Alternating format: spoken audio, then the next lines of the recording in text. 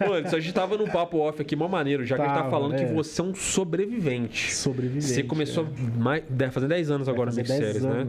E você é um daqueles caras que continua até hoje fazendo resenha, que é um bagulho que veio lá do blog, que a galera, lá naquela época que o Lost tava bombado, a galera ficava em fórum procurando pista do próximo episódio e tal.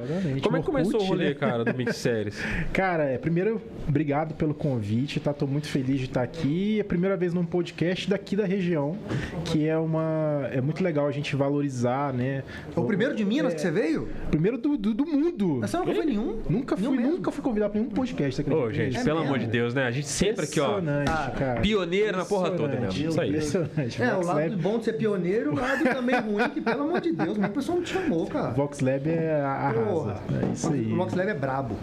Então, mas justamente o site começou numa época que não existia rede social, assim, Instagram, TikTok, nem imaginava existir, né? Era basicamente o Orkut ali, os primórdios, né? Só pra situar aqui, mais ou menos isso aí. Oi? Só pra situar, que ano foi isso aí?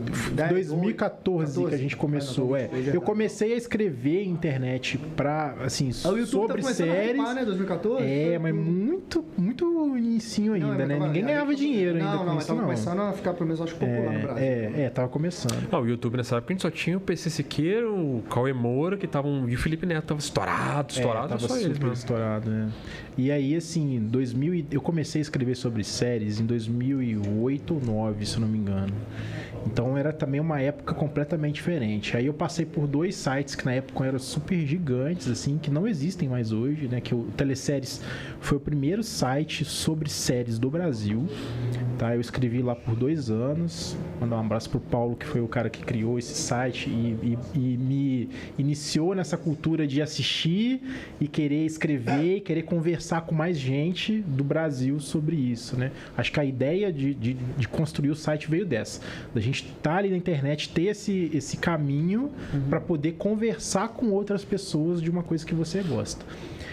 E aí passei por esses 2 sites e quando foi em 2014, eu estava morando no Rio, eu fazia mestrado, que eu sou da área de História, sou formado em História. Ih, deu bom de papo.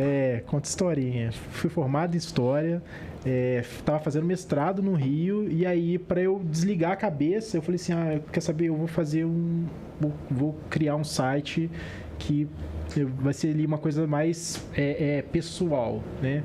E aí veio uma galera que escrevia junto comigo nesse outro site, porque o outro começou a abrir muito o leque de opções dele. E aí eu falei assim, vamos fazer uma parada que continue aí nessa linha sobre séries de TV e tal. E aí veio uma galera comigo quando eu criei o Mix. E continuou muito tempo escrevendo de forma ali, como hobby mesmo, né? O Mix foi criado como um hobby para poder distrair a cabeça da porrada de coisa que eu fazia no mestrado. Né? Bota paixão, né? O bagulho exatamente. E aí, passou 1 ano, passou 2 anos, eu cheguei a terminar o mestrado, voltei para Juiz de Fora, entrei na vida aí de professor e nesse meio tempo levando ali na brincadeira e tal, até que eu fui apresentado para um negócio chamado Google AdSense, né? Que surgiu na minha vida depois dos 2 anos. Você pegou aquela época dos banners de site? Dos banners, E aí, eu financiei por 2 anos o site do meu bolso, assim. Eu bancava servidor, bancava tudo, sabe? Do meu bolso. E aí, nisso começou a entrar gente no site, E aí, o problema é que quanto mais grande o site vai ficando, mais você tem que investir, né? Você tem que ter um servidor bom, você tem que ter, enfim. E aí, chegou um ponto que eu não tinha mais grana para poder manter o site. Ele foi crescendo, mas você não foi monetizando mesmo? Não, eu não monetizava, assim. E mesmo assim, depois que eu coloquei o Google AdSense, ele ficou monetizando, sei lá, 1 ano e mesmo assim não supria. sabe? Porque você tinha ali, na época, eu acho que você tinha que fazer $200 para ele poder mandar essa grana para você. O YouTube é assim até hoje, né? O YouTube baixou, né? Você tem que fazer no mínimo 100 para ele te pagar. Pois é, e aí pra gente chegar nos $200 naquela época, era muito difícil, assim, porque o Google tem, eu acho que ainda tem, né, uma série de restrições. Se você vai clicar, se o banner não aparece organicamente para você, se a propaganda tá ali, se você tá burlando, porque ele sabe como é que você burla isso, né? Porque não é só você abrir o site e clicar, né? Então aí chegou um ponto que eu não tinha como manter o site. E aí eu saí, cara, montei um Media Kit e saí enviando para uma porrada de portal grande. Assim, mandei pro IG, mandei pro UOL, mandei pro um monte. Pô, e você tá fazendo um negócio numa época que, assim, isso aí é muito pioneiro mesmo, porque isso hoje em dia é normal, né? Na verdade, esses lugares precisavam de um cara que nem você que produzia conteúdo, né? Exatamente. Aí eu encontrei um portal daqui de Minas que chama Uai. Eu lembro. Eles são lá de BH, né? São atrelados ao Estado de Minas, o jornal Estado de Minas. E aí eu mandei a proposta pro cara, eu falei assim, ó, o que eu quero de vocês é uma estrutura, um servidor. Se vocês me derem isso, vocês podem usar as matérias que subir no site, no portal de vocês, a gente faz um collab legal aí. E aí, cara, firmamos uma parceria e deu super certo. Aí as matérias do Mix começavam a aparecer na home deles, sabe? E levamos essa parceria por uns 2 anos. Isso já era 2016 para 2017. Então eu fiquei lá com eles até 2018, final de 2018, 2019. Nesse meio tempo, que aí eu comecei... Eu vi que começou a dar uma grana, assim...